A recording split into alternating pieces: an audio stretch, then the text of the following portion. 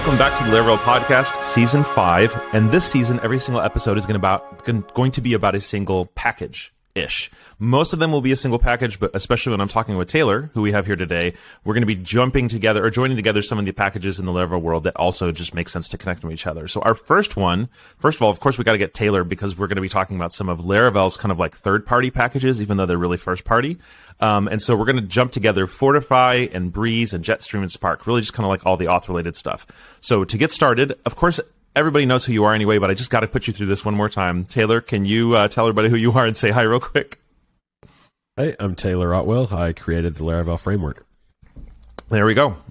So we have a pretty rigid schedule and agenda for this one. We're just going to kind of try it for this first episode and see how it flows. So let's just get started with it. So obviously a lot of these questions are defined around the concept of it being a single package, but this is not just one package. But you and I agreed that like Fortify, Breeze, Jetstream, and Spark do make sense to kind of be joined together. So could be one or the other, or could be kind of like all of them. But can you start by just giving the elevator pitch for all the packages and then maybe each one individually and kind of what are the main jobs that they do? Yeah, so the elevator pitch for basically all of the packages is they're all essentially starter kits for getting started quickly building a new Laravel application. They're usually installed when you first start a fresh Laravel application. They're rarely installed on an existing application. And they just kind of get you a head start in terms of mainly authentication functionality, logging people in, registering users, resetting passwords, forgotten passwords, and even, I think, email verification. Mm-hmm. And they're all basically existing to serve that purpose. Spark sort of augments that basic story with also adding subscription billing plans and downloading invoices and updating credit card details and stuff like that. But they're all essentially starter kits. Yeah. So before I actually ask you to dive into each of them individually, if somebody, I want to talk really quickly about the background. If somebody has used Laravel where make auth was a thing, you know, you do the mm-hmm. Laravel space make :auth on the command line, it would just automatically scaffold all this kind of stuff. Can you tell us real quick which piece of this new system kind of replaces that, and what was your goal in extracting it out to separate packages? Yeah, so Laravel Breeze is basically the spiritual successor to the old make auth command, mm-hmm. which is still available on GitHub and is still currently working with the latest Laravel 8. But definitely Laravel Breeze is the successor to that. And we can kind of get into the history of that because Laravel Breeze actually came out, I think, a few months after Laravel Jetstream. Yeah. And Jetstream and Spark are sort of tied together also once we get into the history of kind of why these packages were built and how they were built and things like that. Yeah. Okay. And then the other question was Spark. Well, you know what? If we're going to get the histories, I was going to say, because Spark used to be something different than what it is. Yeah. I think we should probably start with like Spark and Jetstream and how those things came about. Yeah. And I think this is a perfect time Breeze. for it. So let's kind of just walk through, because I think in talking through like what each of them is, we can also just kind of come to it through where did they come from. So would you just kind of tell us the history, like starting from maybe when you decided to get rid of make auth and extract things to where we are today? Right. So, let me actually start with Spark. So I put out Spark in 2016, and as you said, it looked pretty different than how it looks today. And originally, it actually looked a lot more like Jetstream mm-hmm. looks today, where it scaffolded out your application's login, registration, team management, in addition to all the billing stuff that people think of when they think of Spark, probably. And the idea was for it to be sort of a SaaS starter kit because I had built Forge, I had built Envoyer by this point, and I really wanted to kind of extract out a lot of that boilerplate, mm-hmm. getting started code around subscriptions and users and teams and make a package for that so that if I ever wanted to build another sort of software as a service product like Forge or Envoyer, I would have a pretty good head start on getting that done. Okay, so I put that out in, I think, 2016. And then when we started thinking about the next major version of Spark, one thing that we really wanted to do was have it be front-end agnostic. Mm-hmm. So one of the problems with the original version of Spark is that you pretty much needed to be using Bootstrap. Mm-hmm. You pretty much needed to be using a certain way of setting up your Vue.js front-end. And if you weren't doing that, you were sort of going to have a bad time. Yeah. And we really wanted to get away from that. And at the same time, we also really wanted to focus Spark only on billing and get rid of all of the authentication, the registration, the team management, and pull that out into a separate package that we would just release for free. Yeah. We also wanted to move away from Bootstrap to Tailwind, things like that. And so kind of how we tackled this is we extracted all of the user registration, the login, the team management into a free package, which we called Laravel Jetstream. And we converted that to Tailwind and sort of modernize the whole thing, give it like a fresh design and stuff like that. And then the billing part we extracted into a new version of Laravel Spark that only was this sort of isolated billing panel that was a whole separate part of the application that had its own front end assets that did not interfere with your application at all, so that your application could actually be built in React. And our Spark billing portal is actually built using a next.js and Vue, but you would never know that because it just fits so seamlessly into your app because it has its own assets already compiled that ships with the package. And so that was sort of how Jetstream and Spark got split from what used to be this sort of monolithic Spark package.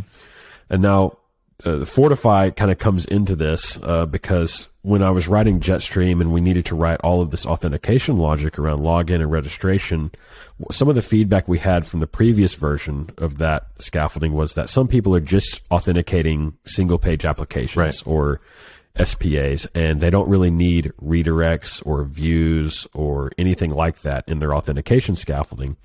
So I thought, okay, I have a great idea. I'll extract all the authentication scaffolding out into sort of a headless package called Laravel Fortify that doesn't have any front-end implementation at all. And then Jetstream will just consume that package to sort of handle all of that authentication logic. And so that's how we kind of ended up with three initial packages, which were Jetstream, Fortify, and Spark. Yeah. And some of the response to that is what led to Breeze, which we can talk about next, I guess. Yeah. So I imagine, with the laugh that you just had, the response was, I think, a little bit of just, this is overwhelming, right? It went from make auth to figuring out how the pieces work together. And I think your response was, well, it's so that people can do so many more things, right? But you also said, I do want it to be simpler from the beginning. So, can you talk through kind of when you hear that response, what was the process of deciding to make Breeze kind of for you? So the response was definitely mixed, as you said. I think the response to Spark was actually really good. Yeah, fantastic. It had a lot of improvements and fixed a lot of things. Yeah. But the response to Jetstream and how you customize Jetstream, it was more complicated in the sense that it had more features like team management, two-factor authentication. The response to that was all pretty mixed. And some people love it. It actually has more downloads than Breeze, even today. I believe it. But so my thinking was, okay, at first I was pretty resistant to tackling another starter kit on top of what I had just released. But I was getting so much sort of mixed feedback about it, I decided just to bite the bullet and go ahead and do it, and created this thing called Laravel Breeze. Breeze being sort of a small Jetstream, so to speak. That's awesome. Where that name comes from. And it very much worked like the old make auth command, where there wasn't a lot of hidden or magic functionality behind it. It basically just copied controllers into your app, copied views directly into your resources views directory, and everything was just there in the open for you to edit after that. Yeah. So there's basically no code hidden in Breeze. It's basically just a command line package that exports files into your application. Takes stubs and then puts them in your application, and then it's done with its job. Yeah, exactly. Yeah, it puts stubs out there, and it doesn't have the same amount of features. It only has login registration, password reset, and email verification. It doesn't have any team management. It doesn't have any two-factor authentication or user profile screen built in. You're kind of responsible for building it from there, which is the same situation we had with make auth, and I think that really sort of resolved a lot of people's complaints and fears that getting started with the scaffolding feels too complicated now. So I'd love to talk real quick about helping people make a decision. Let's say that somebody says, which of these should I use in any given moment? So I think it's clear that if you only need what the old make auth had, which you just basically said is user, login, sign up, password reset, maybe email verification. I can't remember. Breeze is going to get you there. So especially if you're like an old school Laravel program, you remember make auth, Breeze is going to get you there. Right. So Fortify, is anybody ever going to use Fortify on its own other than for SPAs?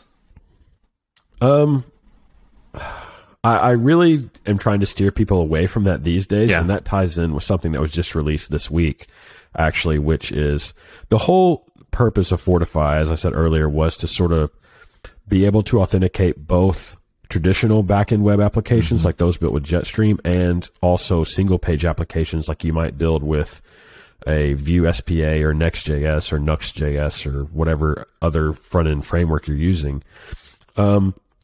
But the problem is it's a little complicated to understand and use. It's well documented, but there's just a lot of pieces there to really grasp. Yeah. And so what we did this week is actually release a new stack for Breeze. We call them stacks. So like Breeze has a blade stack where it can scaffold out a purely blade implementation of the starter kit, or it has a Vue stack which uses Vue and inertia, a React stack which uses React and inertia. And now we have an API stack, which when you do Breeze install and you pass API to the command, it actually scaffolds out the backend controllers, but no front end. And everything's set up so that you can authenticate an SPA. And we released a reference implementation of such an SPA in Next.js, open source on GitHub. So after this past Tuesday, I actually I would try to steer people away from trying to use Fortify on its own and just let it be something that Jetstream uses internally that you don't really care about or think about that much. Because we sort of had this new easier to grasp scaffold. And I think that's going to be a bit easier for people to understand. And so we've tried to emphasize this actually in the docs. So kind of getting back to your question of what should people use, today if they're just getting started. When you go out to the Laravel docs and you click on starter kits, Laravel Breeze is the first thing you see. And then when you get down to Jetstream, there's sort of a smaller section about it, and we actually have in bold for those brand new to Laravel. We recommend learning the ropes with Laravel Breeze before graduating to Laravel Jetstream. So definitely Breeze. If you're just getting into Laravel, Breeze is the way to go 100% because nothing's going to be hidden from you, and you're going to be able to kind of browse through all the source code and understand how it works. That's good. So Fortify, we would just say at this point, probably nobody needs to use Fortify on its own unless you're like really digging deep into something and you got to write your own custom thing. Breeze is where everybody gets started. And then Jetstream is where you go if you want to add. So you mentioned it's got some actual admin panels. It's got some team management. Like what's the criteria you would say for people to switch to Jetstream? Team management is a pain to write and quite a bit of boilerplate code. So if you have that, if you need that, Jetstream is definitely worth looking at.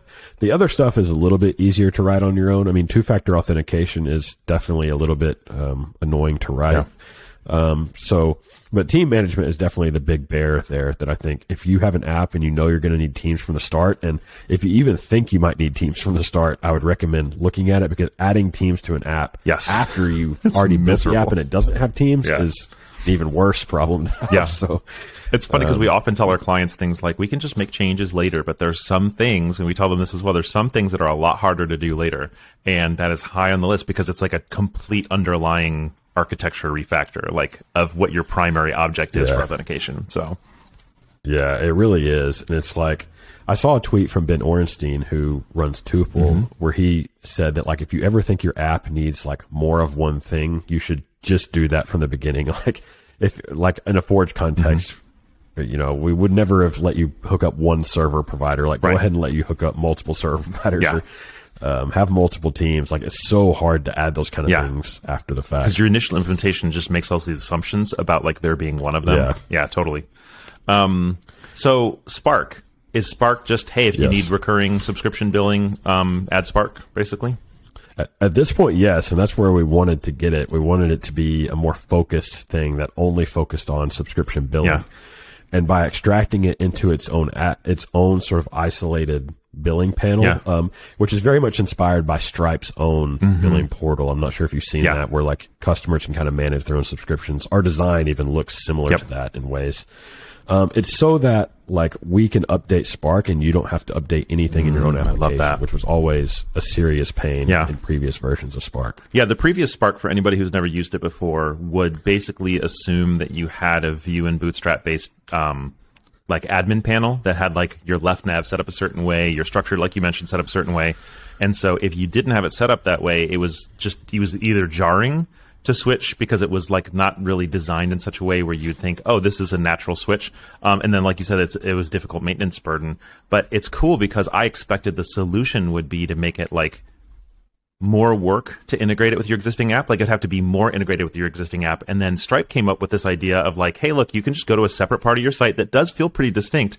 And so when you built that way with Spark, it just makes so much sense because it's the users can totally just comprehend that like you're sliding into a different part of your application right here. It looks a little different, but it's very clearly because people are like used to credit card modals and stuff like that look a little different anyway. So I love the way you set that up.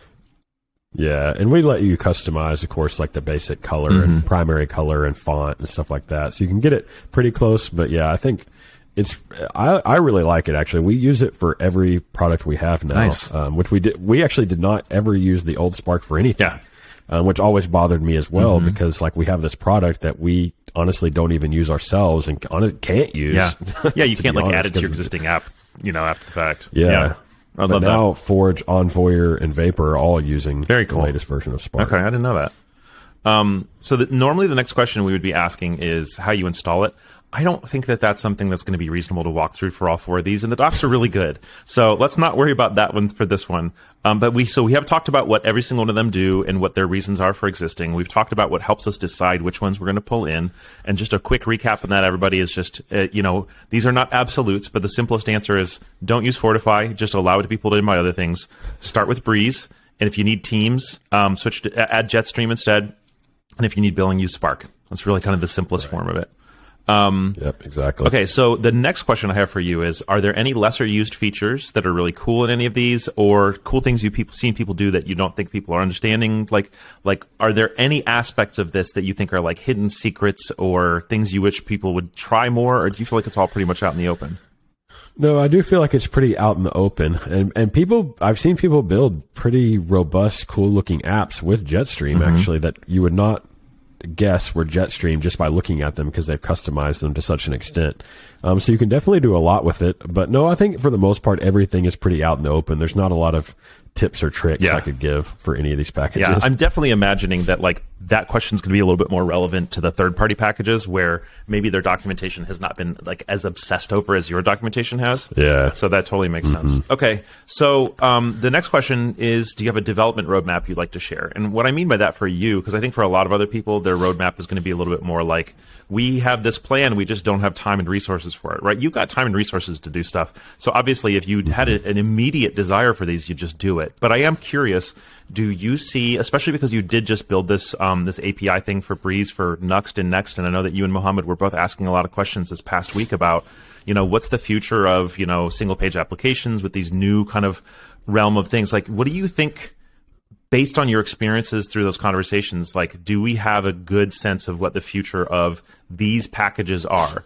Is it that Breeze API situation where all this stuff is moving into the front end?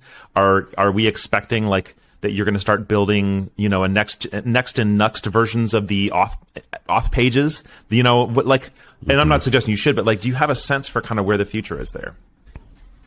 Yeah, that's what we've been trying to kind of figure out over the last few weeks and even few months for me. It's more of just like, I want to position Laravel to be a sensible solution, for the next 10 years. And that's going to look, I think, a little bit different than it did in the first 10 years because just the landscape of web development is evolving and changing. Yeah.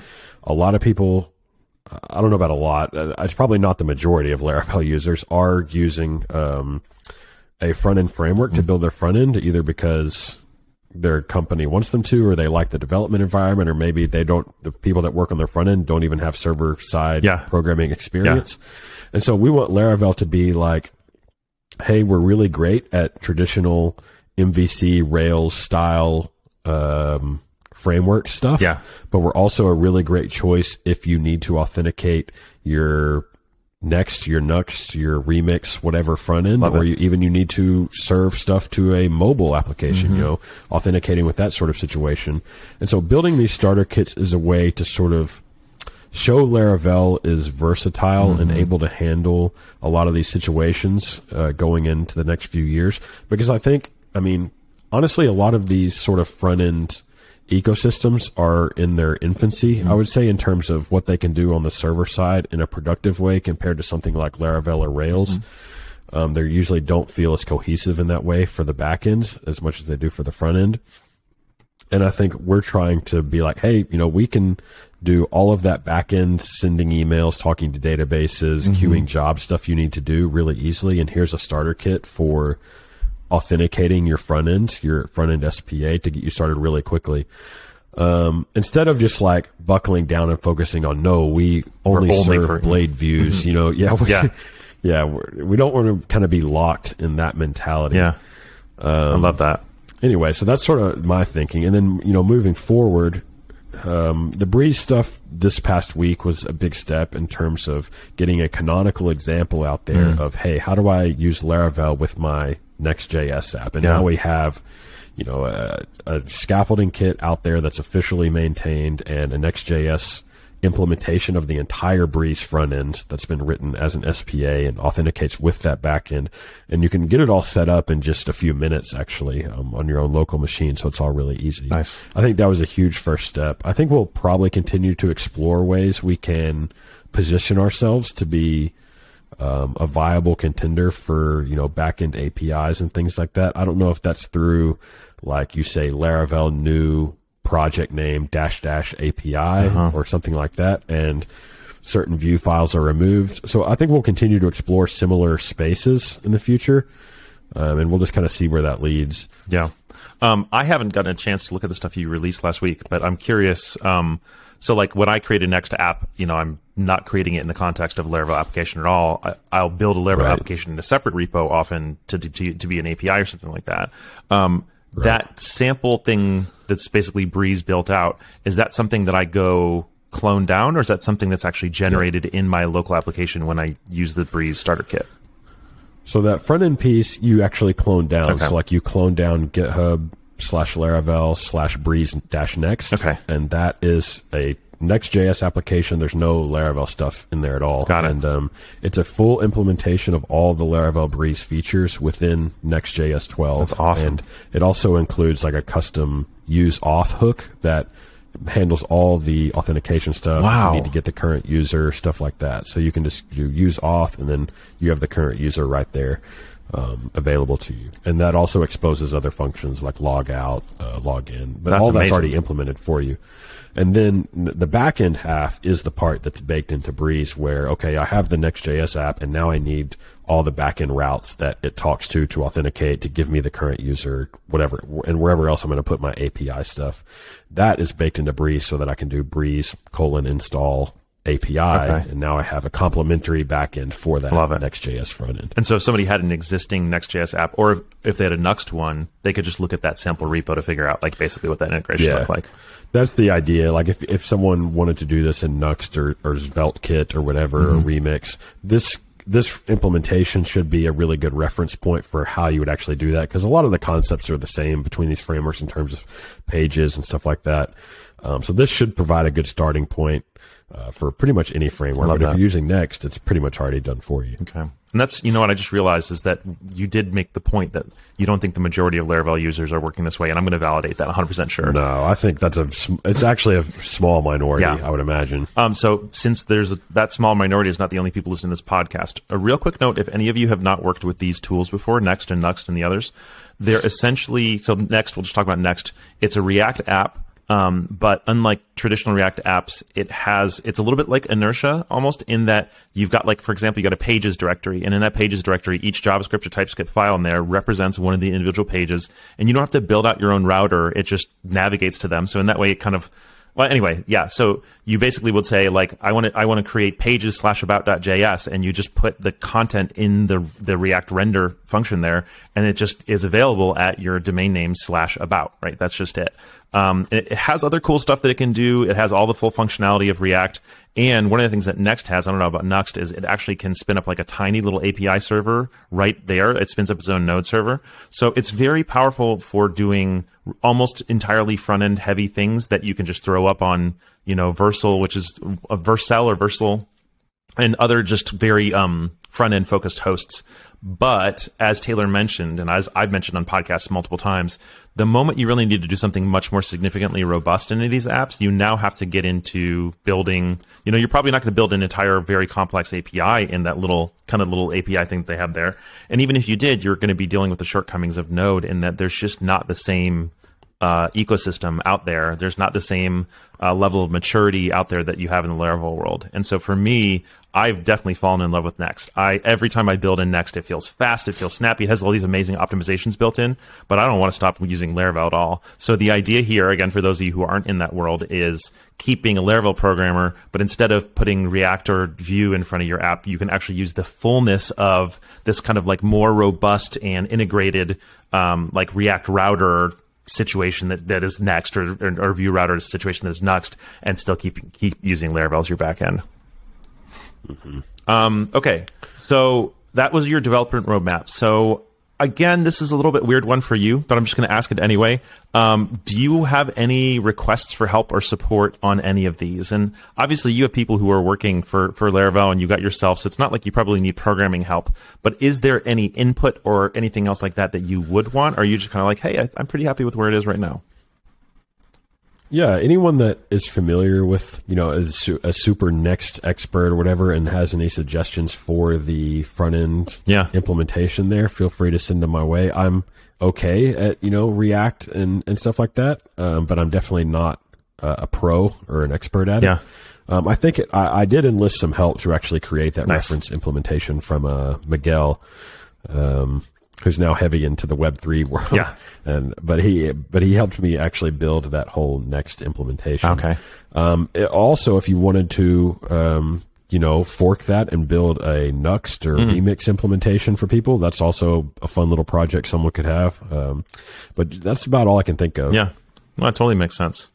Well, again, I'm trying to keep this season shorter. So I think at least for this first episode, we're just going to kind of call it there. But before we do, is there anything you want to talk about with Fortify, Breeze, Jetstream, Spark, where you think we haven't a chance to cover it? Like if somebody has never worked with them before, and this podcast episode is their first introduction to them.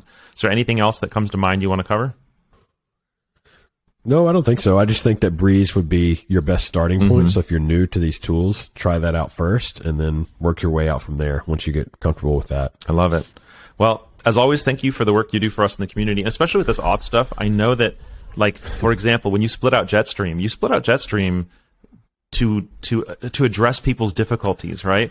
And then, and you got some really positive responses and then also some negative ones. And I know that wasn't an easy experience. And then you made Breeze, despite it being extra effort, to try and kind of keep that simplicity available to us. So I just want to just say thank you for, of course, I'm always grateful for the work you do, but especially in that particular moment, you're like, I'm trying to make it easier and I'm getting all this flack about it. And then you did another level of work and you made it easier. And now you're kind of responding to the next stuff. So just in the auth situation, I've really seen your like attentiveness to trying to make sure that everybody has like a good experience. So thank you for work there, and thanks for hanging out today too.